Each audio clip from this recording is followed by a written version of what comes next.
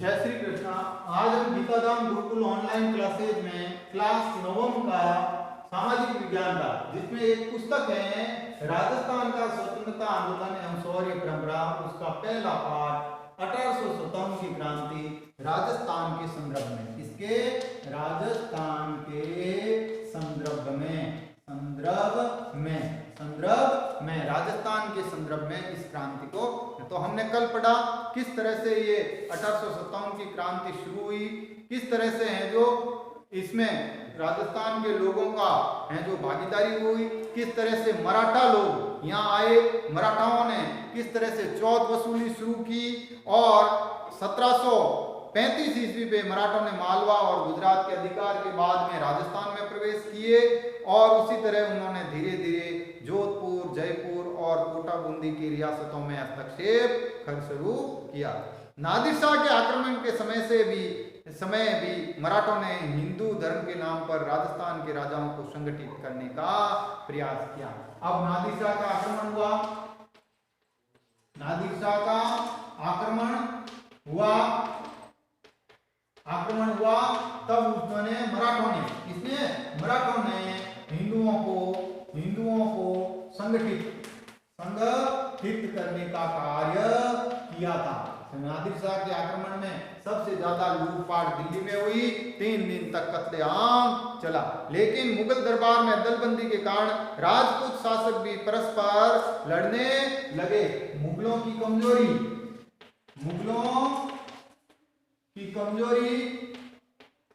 कमजोरी के कारण है जो राजपूत शासक भी है जो लड़ने लगे परस्पर आपस में लड़ने लगे।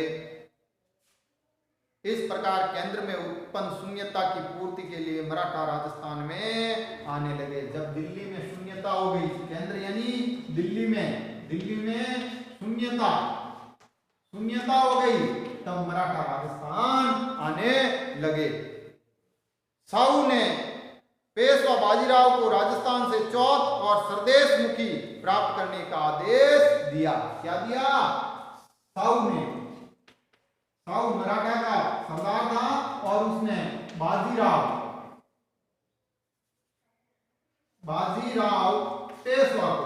पेशवा मराठा का सबसे है जो समृद्ध पद होता है, मराठा सत्ता का सबसे समृद्ध, तो उसने आदेश दिया चौथ व सरदेश मुखी चौथ युद्ध न करने के लिए और सरदेश मुखी है जो युद्ध डालने के लिए संधि या समझौते की रकम होती थी जो उनको प्राप्त है। 1732 ईस्वी में सवाई जय सिंह जो मालवा का सूबेदार बना तो उसे मराठों ने घेर लिया। जय सिंह ने पराजय स्वीकार कर ली और 28 परगने मराठों को देने पड़े। 1761 से 1791 के मध्य राजस्थान के राजपूत शासकों की कमजोर स्थिति के कारण विभिन्न राज्यों पर मराठों का प्रभुत्व हो गया और सबसे पहले 1732 में 1732 में जयपुर शासक को अपनी कमजोर स्थिति के कारण 32 परगने यानी उसके बड़े बड़े जिले या लगान वाले हिस्से उनको देने पड़े। इसी तरह राजस्थान में बढ़ते मराठा हस्तक्षेप से जयश्री सिंह तथा अन्य राजपूत राजाओं की आंख खोल दी। मराठों से मुक्ति पाने के लिए धन का सहारा लिया गया, पर जब धन लेने के बाद भी मराठाओं ने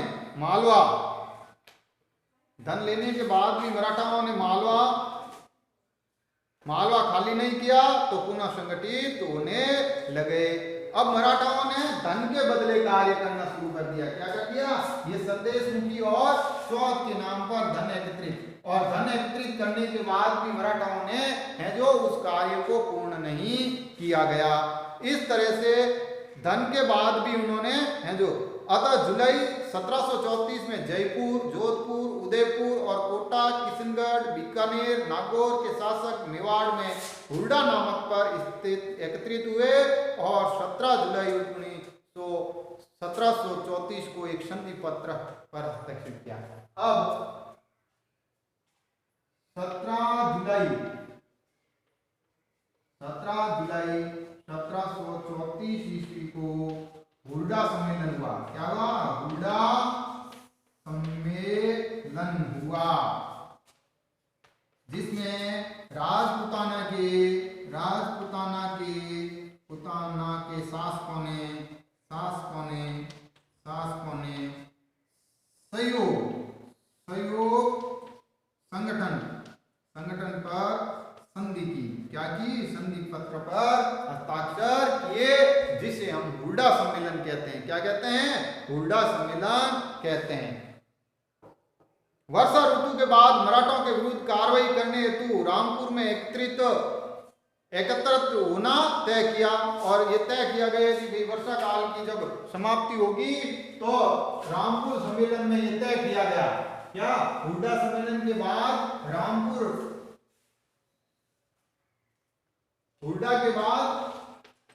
रामपुर सम्मेलन में तय किया गया कि वर्षा बाद मराठाओं पर आक्रमण। क्या?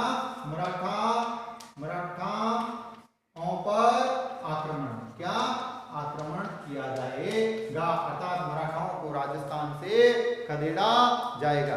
किसी राजा के शत्रु को अपने राज्य में आश्रय देना या शरण न देने की शपथ ली, और यह तय किया गया कोई भी मराठों को आश्रय और शरण नहीं देंगे। क्या नहीं देंगे? शरण नहीं देंगे। परंतु इस सम्मेलन में वांछित परिणाम नहीं निकले, क्योंकि रियासती शासकों में आपसी द्वेष था, प्रतिभा संपन्न और क्रियाशील नेतृत्व का अभाव था। लेकिन इसके सकारात्मक परिणाम नहीं निकला। क्यों नहीं निकला? क्योंकि आपसी द्वेष था। क्या था? राजा महाराजाओं में आपसी द्वेष था, और उनका नेतृत्व भी नहीं था। क्या नहीं था? नेतृत्व भी नहीं था, सही नेतृत्व। कोई भी राजा महाराजा एक दूसरे के अधीन कार्य करने को राजी ही नहीं थे। रियासतों की स्वार्थी नीतियां और कार्य संबद्ध सम्मेलन की असफलता के लिए उत्तरदायी थे। 1735 ईस्वी में मुगल सम्राट और राजपूत सेनाओं की ओर से मराठाओं को खदेड़ने का असफल प्रयास किया गया, और 1735 में मुगल और राजपूतों ने जो मराठाओं को खदेड़ने का असफल प्रयास किया, लेकिन वो सफल नहीं है। पेशवा अक्टूबर 1735 ईस्वी में उत्तर भारत की यात्रा पर निकल पड़ा। उसने महाराजा जगत सिंह का आतिथ्य स्वीकार किया। उपहार तथा चौथ का समझौता हुआ, क्योंकि जो शर्त थी कि उनको कोई आश्रय नहीं देगा। उत्तर भारत में दक्षिण से जब पेशवा आया तो वो जयपुर में रुका। फिर पेशवा की राजस्थान यात्रा का परिणाम यह निकला कि मुगलों के साथ साथ राजपूत मराठों के भी करदाता बन गए। 1738 ईस्वी में मुगल सम्राट की ओर से निजाम को बिना युद्ध किए ही दुरासराय की है जो अपमानजनक संधि करनी पड़ी, जिसके अनुसार मराठों को मालवा की सूबेदारी और 50 लाख रुपए प्राप्त हुए। 1742 में मराठाओं ने मारवाड़ में प्रविष्ट होकर सोजत, रायपुर और जैतारण परगनों से चौथ वसूली प्रारंभ कर दी। 1742 ईस्वी तक मराठे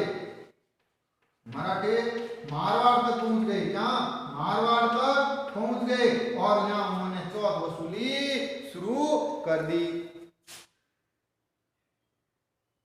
1787 ईस्वी में राजपूतों ने संगठित होकर तुंगा नामक स्थान पर मराठों को परास्त किया, और 1787 ईस्वी में तुंगा युद्ध हुआ। क्या हुआ?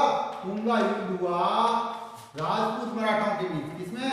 राजपूतों और मराठों के बीच में। जिसमें मराठे पराजित हुए, मराठे पराजित हुए थे।